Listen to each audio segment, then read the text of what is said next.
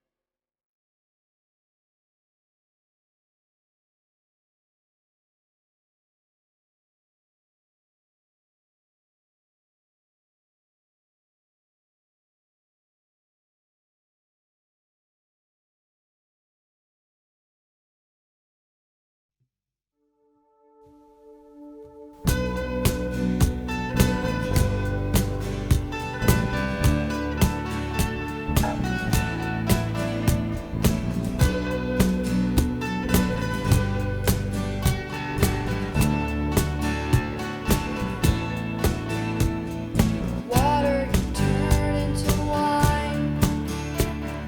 Open the eyes of the blind. There's no one like you, none like you.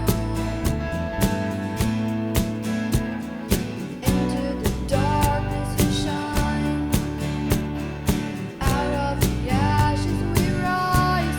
There's no one like you, none like you. Our God is greater, our God is stronger, 'cause you are higher than any other. Our God is healer, awesome in power. Our God, our God.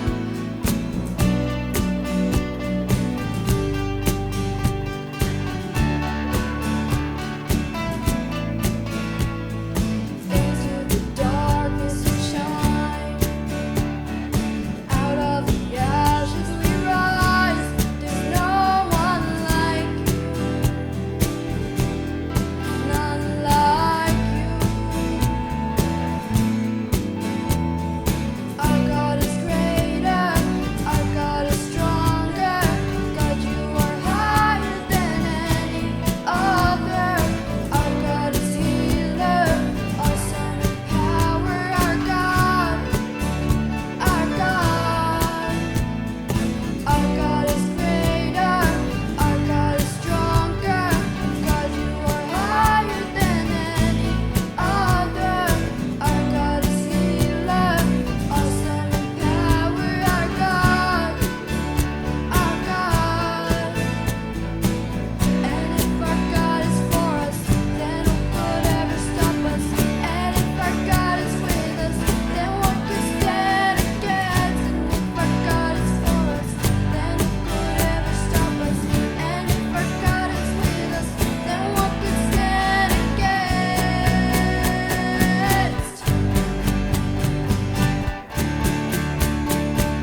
Then what could stand against?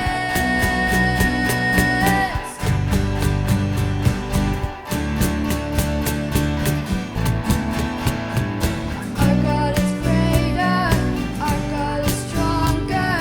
God, you are higher than any other.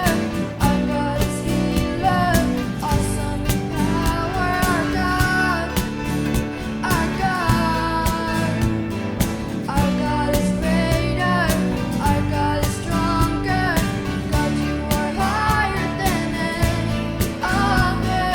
Our God is healer, awesome in power. Our God, our God.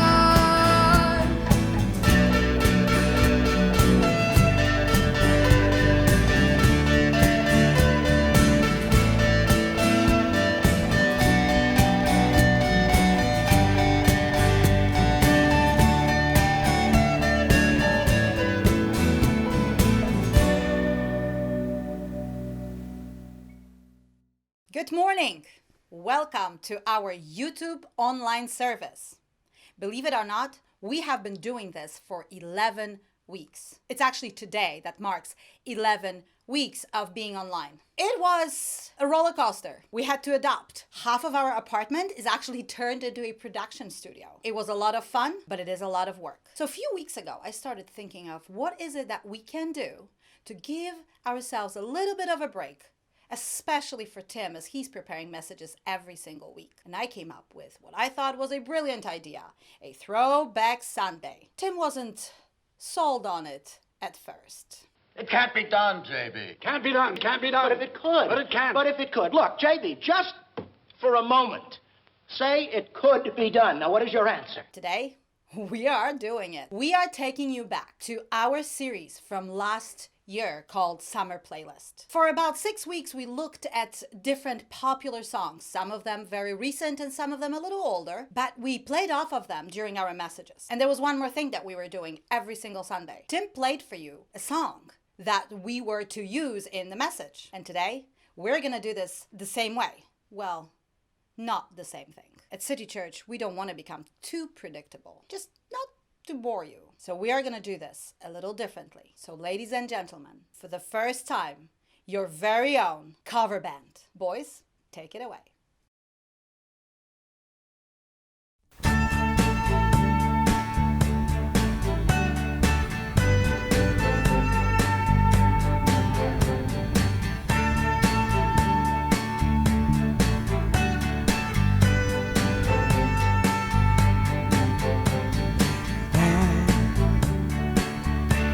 I wish I could swim like a dolphin,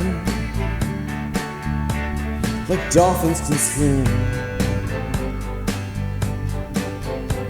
But nothing will keep us together. We can be there forever and ever. We can be heroes just for one day.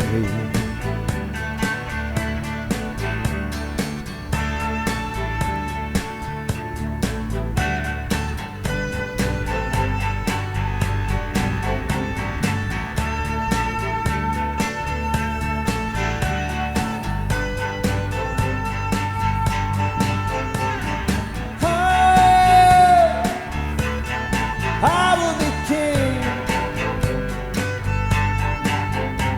and you will be queen. But nothing will drive us away. We can be heroes just for one day.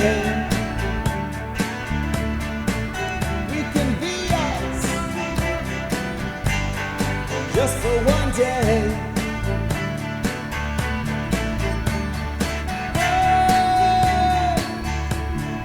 I remember standing by the wall, and the girls shot over our heads. Then we kissed as though nothing could fall, and the shade we thought we'd never stay. We can beat them forever and ever. We can be heroes just for one day. We can be heroes just for one day.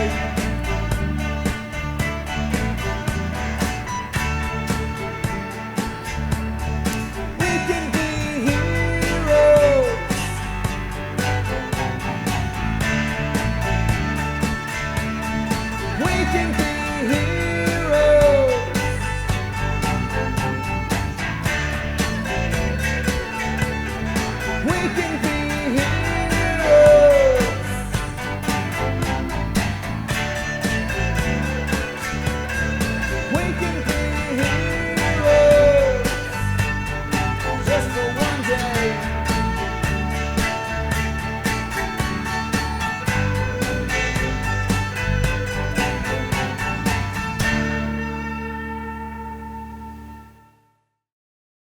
How many of you have not ever, you think, ever heard that song before?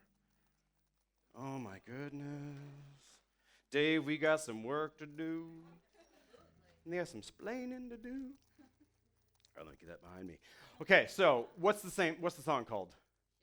Heroes. Okay. Now, who by?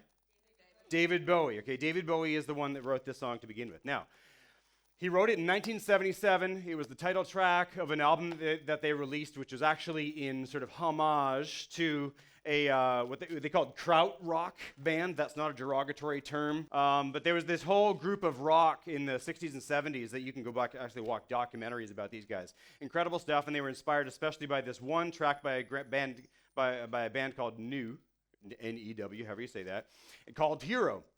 And so a few years later, they were actually in West Berlin. This is where they recorded this whole album, and they put together this song called Heroes. Now, when it was released, it wasn't all that popular.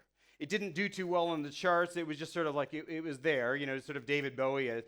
Talking with my wife this week, it's not. I mean, for those of us who really don't get into David Bowie, chances are there's like a handful of tracks we might actually know. Just sort of, he's a bit more artistic. He's sort of like an artist that does music instead of a musician that does arts, that kind of stuff.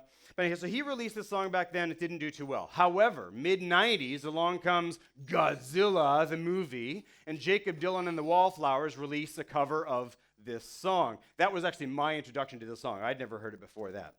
Right? So mid-'90s, that happens. Then 2016, David Bowie died. And as a result, as we've seen with all these other tracks that we've been talking about, for some reason, they enter the tracks because some event happens. So something that's released in the 1977, 81, 86, I think it was. All these things sort of come back again, and again. So 2016, he died, and it actually re-entered the charts and did as high as number 12 in the UK.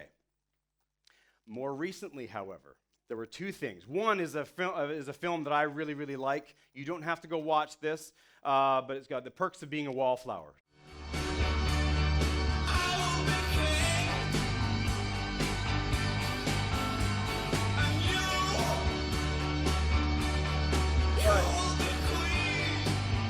I feel infinite.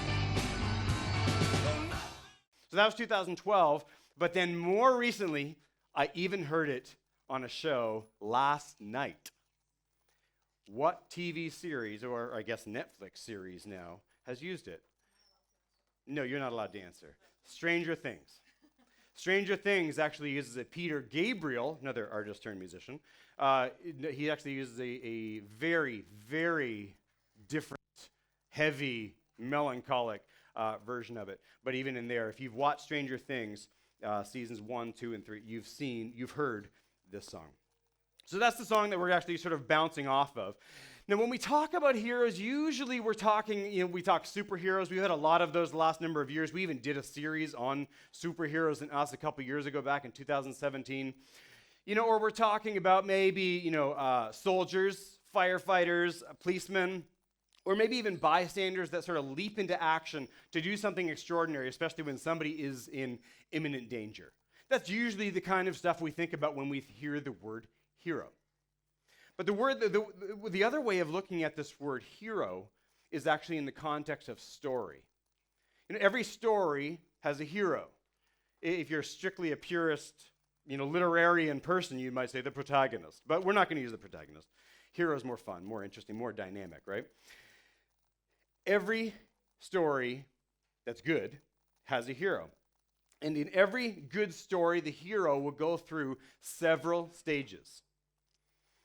If it's a good story, if he doesn't go through a bunch of these stages, it's not exactly a cut and paste. It's not like a formula, but there tend to be these stages that they go through. So you can rearrange some of these things. Some of them you could remove and you can still have a good story. But the hero will usually go through most of these sort of things. The thing that becomes called a hero's journey. A guy by the name of Joseph Campbell, he actually wrote a book in the mid-20th century called Hero with a Thousand Faces. And what he did is he looked at mythology and stories globally, across civilization, across culture, across time. And what he began to observe was that there were these stages of a hero's journey in the story. again and again through all of time. But then Christopher Vogler, back in the 80s, he was working for Disney at the time, I think. And Disney was not making good films in the 80s. They were doing some really, really bad stuff, losing money left, right, and center. But Christopher Vogler, he'd been looking at a movie that we're actually going to talk about in a few moments, and he'd seen some of the stuff that they were using and some of the elements of story through this sort of whole sort of thing. And he'd been reading, Joseph Campbell's Hero with a Thousand Faces, and he puts these sort of things together and writes a 7-page memo that ends up on Jeffrey Katzenberg's desk. It's hard for me because I have Katzenbergers here. So it ends up on his desk, and he ends up getting hired as a consultant for many, many Disney films ever since. So all of a sudden, films that you've probably heard of, like Lion King, Aladdin, all these sort of things that it started in the late 80s, early 90s, these were all as a result of Disney revisiting what actually makes a good story and what are the elements that are there. Now, I have these elements here, and I actually had a slide where I had all of the elements of the hero's journey and the parallel, this sort of, I'm like, I'm not doing a lecture. That's boring. So what I figured it would be more fun to do is this. I actually have some pictures from a movie that hopefully many of you have actually seen. My wife hasn't even seen that I've done this yet. All right, so you're going to look at the pictures, and I'm going to tell you what's going on there, and you're going to begin to understand, because this is the film that he was looking at, the series of films that Christopher Vogler was looking at to understand what makes a good story. This will make sense as we go, all right? So, first slide. Who is he? Luke Skywalker. Okay, from Star Wars, this is the beginning of A New Hope. I need to move? All right, you can't see there? I'll take this with me. All right, I'll sit down here. There we go. Okay, you look at the picture. It's more interesting. All right, so you got Luke Skywalker there. You've got you're introduced to an ordinary world. He's just the world he lives in, and he's bored out of his mind farming water vapor. I think that's what they're farming. I'm not really sure what those things are. I think that's what they're doing, right? So he's really bored. That's the world that we're introduced to. But then he has a call to adventure in the form of the hologram with Princess Leia. And asking Obi-Wan to help, and he doesn't even know who Obi-Wan Kenobi is, and his uncle tells him he's probably dead, and all this kind of stuff.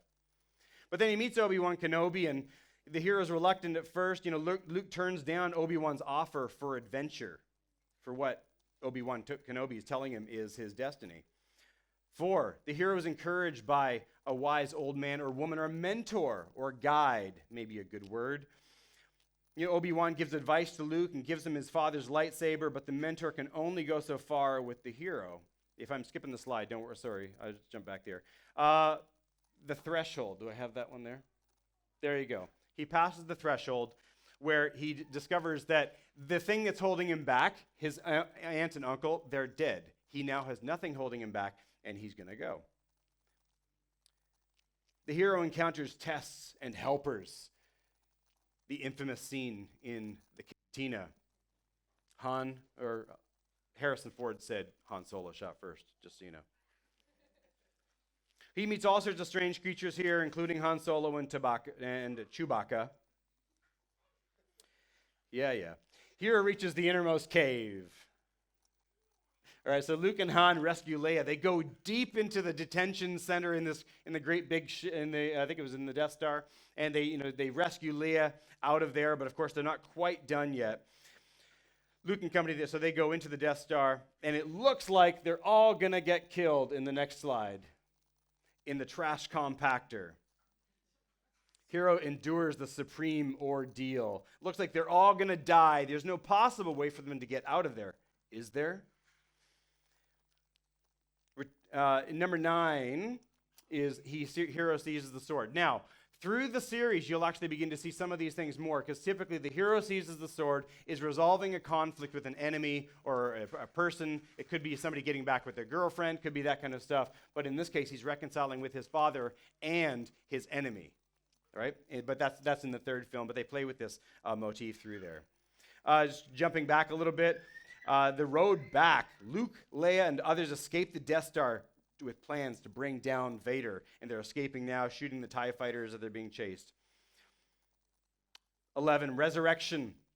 Now, this is something that all 3 Star Wars films, the only ones that really matter, all 3 of them play with this idea where it looks like Luke is dead. or there's no possible way he could survive the circumstances he's in, frequently with him hanging upside down.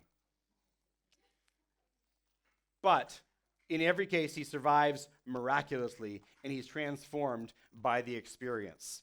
And of course, the result is, and when he returns with the elixir, the thing that brings them back, is Luke and the company return with plans for the Death Star, and as a result, when they destroy the Death Star, freedom and democracy are once again restored, albeit temporarily or somewhat fleetingly for a short period of time. So those are all the elements that we sort of break down into the essential components of a story. But to really break it down to you, Donald Miller, who works with story a lot, he's a writer and works on this stuff for a living, he says story is a character who wants something and overcomes conflict to get it.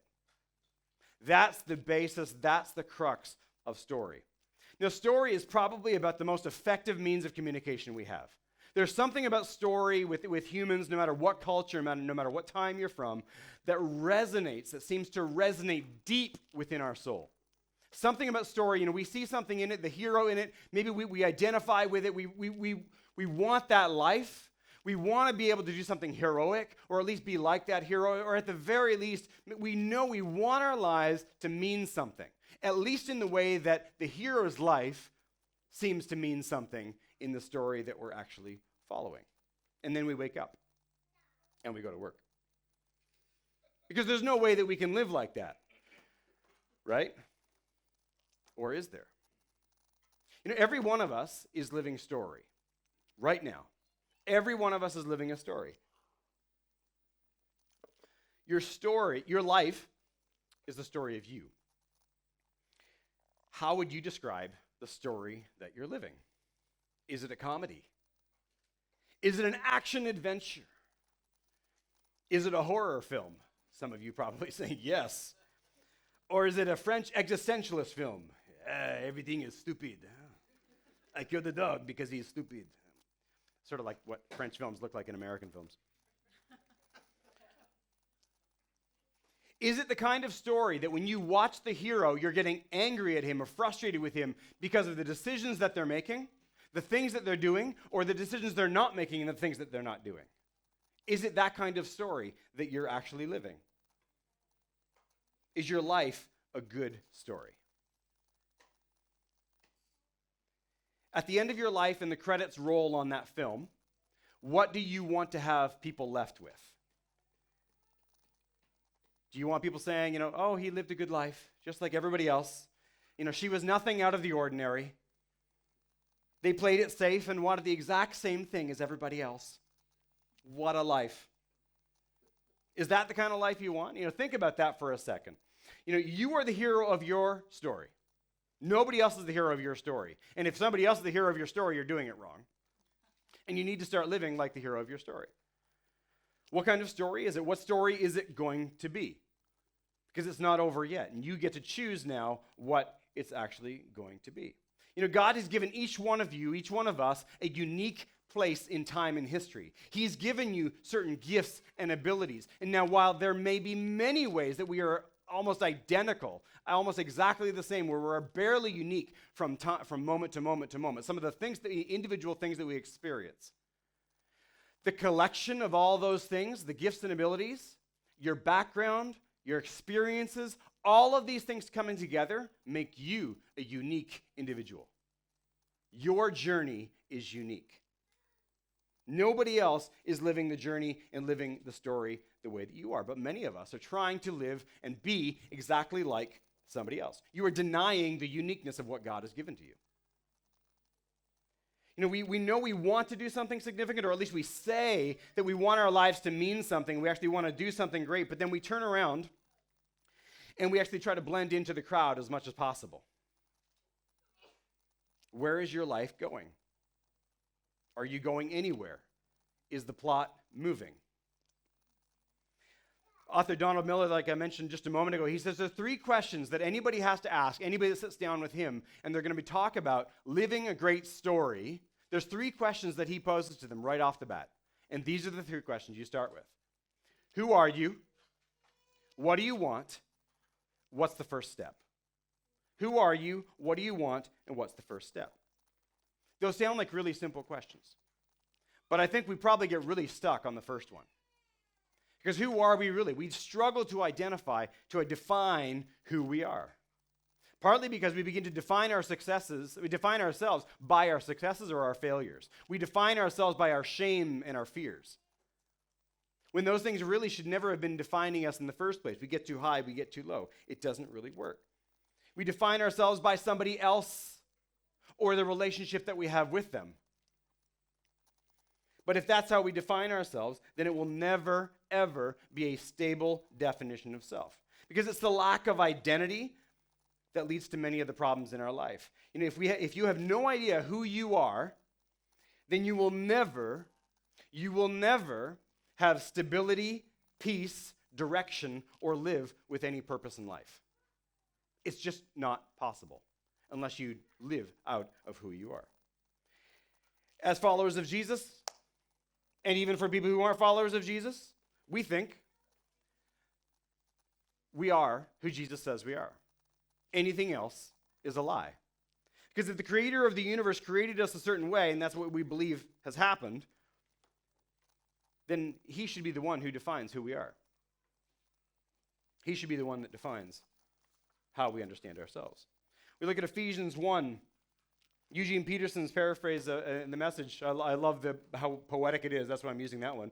It's in Christ that we find out who we are and what we are living for. Long before we first heard of Christ and got our hopes up, he had his eye on us, had designs on us for glorious living. Part of the overall purpose he is working out in everything and everyone.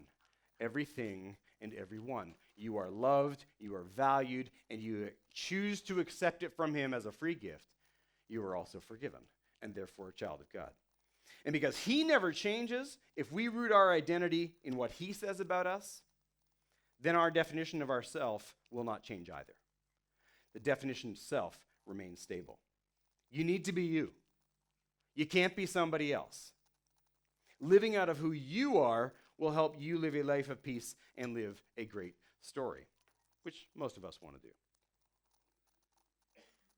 All three of our questions that we're looking at there, who are you, what do you want, and what's the first step, are somewhat addressed in the passage that we're going to look at this morning. It's from Matthew 14. You can follow along on the screen. We'll have it all up there, but if you'd like to follow along on your phone or in your Bible, you can do that too. Last week, it starts with a reference to what we talked about last week, the idea of living on a prayer. And it starts like this, immediately, and you're thinking, whoa, what happened? Your FOMO kicks in. You know, this is immediately after what we know as the feeding of the 5,000. I'll mention more about that in a second. I like to remind people about that. Immediately, Jesus made the disciples get into the boat and go on ahead of him to the other side while he dismissed the crowd. So this is the first time that Jesus has involved his disciples directly in a miracle that he's performed. The feeding of the 5,000, when the 5,000 refers to what? Say it louder. Men, all right? That's not a derogatory thing. It's just that way they counted them. So we know that there were also women and children. So we're probably talking 10,000, potentially more. There's a lot of people that they just fed. And they're probably feeling pretty good about themselves right now because they just participated in a miracle. Yeah, they're feeling pretty good about themselves. Maybe this is why Jesus is saying, okay, you guys got to go now, right? So this is what he says here. He makes them go on ahead of him. Get out of here, guys. You need to leave now.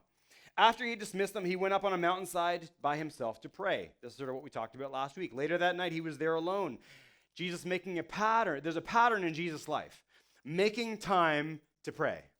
Repeatedly, as you read through the Gospels, you'll see that Jesus, there's some big stuff happening, especially some large things. And what does he do almost immediately afterwards? He goes away and spends time in prayer.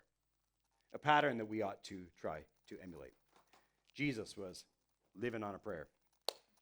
Shortly before dawn, Jesus went out to them walking on the lake. So how many hours has it been now? We're talking 6 to 9, possibly more hours that they're out on this lake. And this isn't just a little lake. This isn't just like, I don't know, like the lake in Polomokotovskia. This is a big lake here. Yeah, I think you're talking about, it's about 9 miles by 13 miles. So I think that's about 12 kilometers by 21 kilometers or something like that, slightly pear-shaped. No pun intended. This is what it's going for them. But it's a large lake. And specifically because of its geography, it acts as though it's even bigger than it is. Some would actually say that the storms on the Sea of Galilee could potentially be more dangerous and bigger than the storms on the Mediterranean, simply because of its geography, the topography, all these sort of things going on. And the disciples, we've seen them in the storms at other points too. When the disciples saw him walking on the lake, Jesus, they were terrified. "It's a ghost," they said, and cried out in fear. How well do you see the world around you when you are physically, mentally, and emotionally tired? Probably not too well. I know I can speak for myself. I'm not seeing the world too well. You just do not see the world very well when you're scared. So the disciples here are probably not in a good emotional space or mental space here. They are not calm, calm, and collected at this point. But Jesus immediately said to them, "Take courage, it is I, don't be afraid." This is the command that we read in Scripture more than absolutely any other command. 366 times from beginning to end of what we call the Bible, Old Testament, New Testament, 366 times, enough for one for every day in a leap year. You've got to do not be afraid, fear not, like this kind of stuff, right? Take courage. Like this is the kind of thing, repeatedly, all these sort of times. And then, in this situation, Peter gets one of his ideas. This just seems really, really silly when you read this. You're thinking, Peter, like, what are you doing? Like, are you doing something when we're not looking? Because, this is just kind of nuts. Why would he ever think of this? What happened in his mind that he got to asking the question he's about to ask? What happened in his mind that led him to say, "Lord, if it's you, tell me to come to you on the water"? Where does that come from? There are so many more logical responses that Peter could have used, in this particular situation. Maybe something like, "Hey, Jesus, glad you're here. Hop in. We'd love to have your help with the rowing. You're our God, after all." So you could do that kind of stuff. Or maybe, "Jesus, would you like a ride? Maybe you'll get there faster if you walk, But like a 2-year-old, Peter says, I want to walk on water. Where does that come from? When a 2-year-old tells you that they want to drive your car, or they want to pet the gorilla in the zoo, you generally will try to explain to them, potentially, 10 times before they realize it's a losing battle. You're going to explain to them why you can't go in and pet the gorilla in the zoo. And he's not all that friendly, even though he looks really cute. If one of your friends told you that they wanted to pet the gorilla in the zoo, you'd probably wonder about their mental health. Besides, there's all the logistics of getting into the gorilla pen, and then, it's just, it's difficult. But Peter says, "I want to walk on water." You're like, "Peter, what's wrong with you? Like, where did that come from?" But that's not how Jesus responds. He indulges Peter. "Come," he said. Then Peter got down out of the boat, walked on the water, and came towards Jesus. We usually imagine Jesus is really stoic, like he never smiles, he never laughs. It's always this because this is more holy to be like this. We're actually going to talk about some of that next week, so be here. This is sort of how we imagine him here, But Peter has, like almost robotic, but Peter has asked something here absolutely bizarre. Where in the world did that come from? And Jesus is like, "Yes, let's do it. That'll be fun."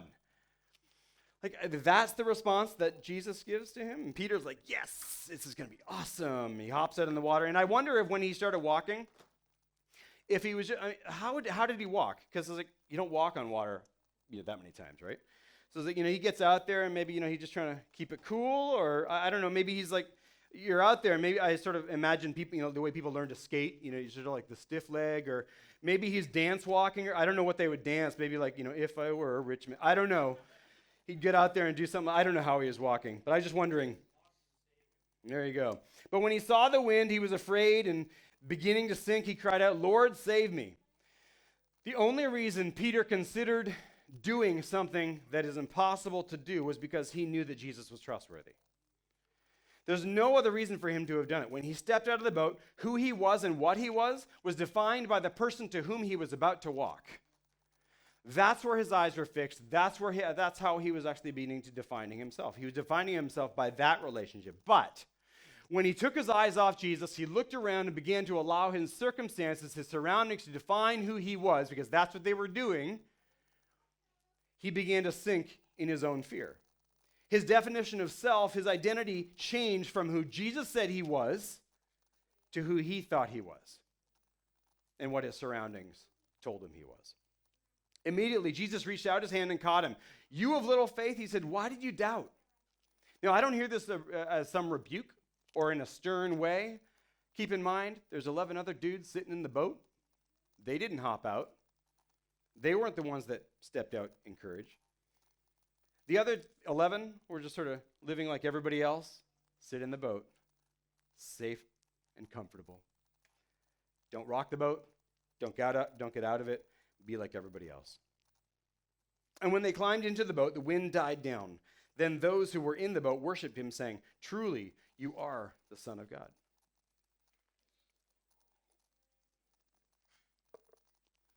It was only for a few moments that Peter was out there, but how many other people in human history have gotten the opportunity to walk on water?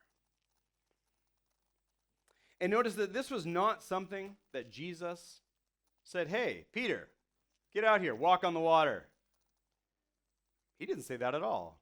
He just told them he was there and not to be afraid. Peter's the one who came up with the idea. It's like, "Hey, I want to walk on water." Jesus like, "Bring it on, let's go." And that brings us to the second question. What do you want? And seriously, what do you want? God is not going to be surprised by you telling him something that you actually honestly want, that maybe you've been trying to keep from him. He already knows. So he's not going to be surprised when you actually tell him. You might as well tell him. I think he genuinely wants to hear from you what the desires of your heart are. What are you really looking for? What are you hoping for? What are you wishing for in life? He genuinely wants to hear what you want. It doesn't mean you're going to get everything you want, but I believe that he desperately wants to hear what you do want. It's part of the relationship. And if you're not asking something that's going to contradict God's moral will and his providential will, we talked about those a number of weeks ago, if it's not going to violate, if it's something you know you shouldn't do, you don't need to pray about it. It's just don't do it, right? If it's something you know you should do, then you do it. But there's this other area, and when we talk about the personal will, when we talk about wanting to follow God's will, it's usually like we're expecting there to be a script that we're going to be handed. Upon entry to the family of God, here's your script. You're going to read this and you're going to follow along. Imagine this, if you will. You're about to sit down for dinner with your family, and we're going to imagine you've got all the members of your family, father, mother, everybody, right? They're all there, and if father tells, standing in the dining room, he says, "All right, come on in. I want you to sit there. I want you to sit there. I want you to sit there. You, over there. Now, all right, you sit down. You sit down. You sit down. You sit down. You sit down. Okay, we're all down. Great. What we're going to do here, we're going to have dinner come in, and then we're going to have a conversation. You're going to say this. You're going to say this. You're going to say this. You're going to say this. You're going to say, and then we're going to have a really, really good time." Like, what would you call that if that actually happened in your family or somebody else's family? You'd call it dysfunction. You'd call it dysfunction. What kind of father would do that kind of stuff? But God has placed in you gifts, abilities, passions, desires, and so much more that he actually expects you to use. And what you have is never going to be the exact same as somebody next to you has. So what if God, like the good father that he is actually sort of laying out this big paper on the table, like you're a 3-year-old or 4-year-old, just laying it out on the table. And he gives you a great big box of crayons and says, here's the crayons. Draw me what you'd like to do. Draw what you'd like. What if you're sitting there asking God what to do, and he's actually saying to you, what do you want to do? And maybe when we're doing maybe something you want to do, then along that way, I'll use the experiences, both positive and negative, because they're going to happen, to bond with you and shape you and to change your character to become more and more the person I desire you to be. What if that's what God wanted to do? Peter said, "I want to walk on water." Jesus is awesome. Let's do that together. You would have thought Peter had asked for ice cream. It's like, yeah, let's go. Let's do this. What do you want? Building on last week's idea of simple prayer, you sort of start with where you are. You start with what you are, you bring that to him too, because if what you're asking reflects the passions and abilities he's put in you, then he'll help correct anything that needs to be corrected. And if you're listening to him as you should be, then you'll also understand that as you go. Live your life.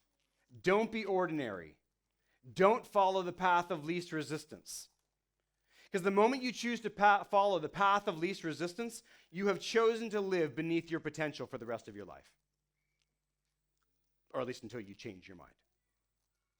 If you choose to follow the path of least resistance, you will never measure up to the potential that God has placed in you. An easy life does not equal a life well lived. An easy life is an unchanged life, and an unchanged life is a wasted life.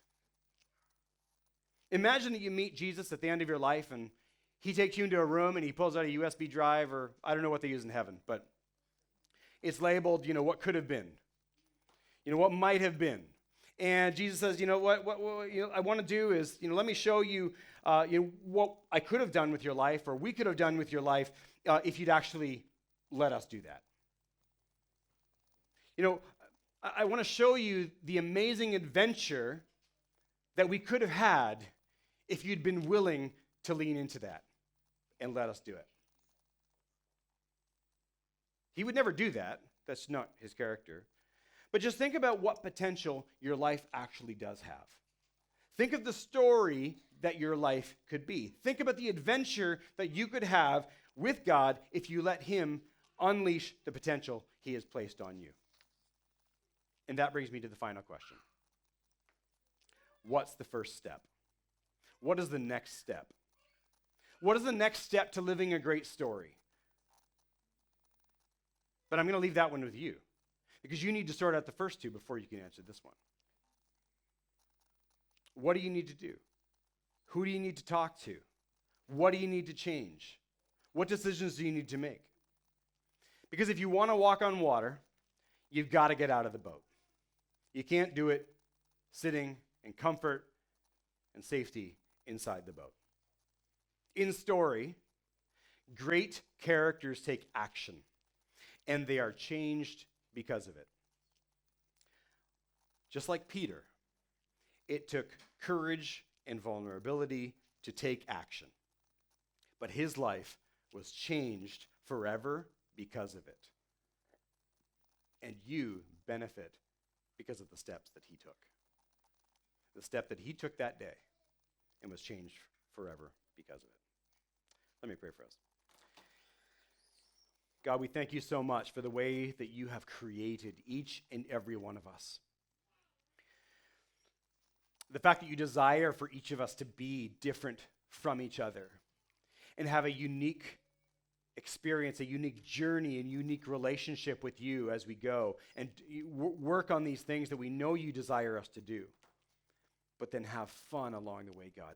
We just pray that we'll be sensitive to all to these things. We'll start by living on a prayer, that we'll have this regular rhythm of spending time with you, and then lean into these questions of really, how do we live a great story? How do we live up to the potential that you have placed into us and allow you to work on that in us? We thank you so much for the passions and desires, the gifts, the abilities that you've given to each and every one of us. Help us not squash those, ignore those, neglect those, but that we'd actually celebrate those in the proper context of a relationship with you. For all these things we pray in Jesus' name, amen.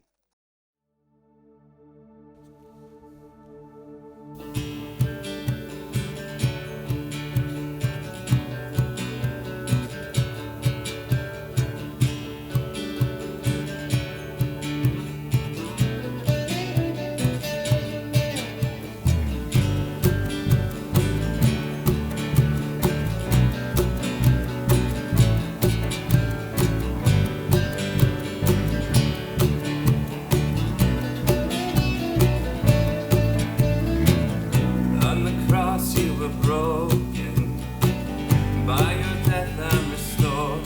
Nothing could hold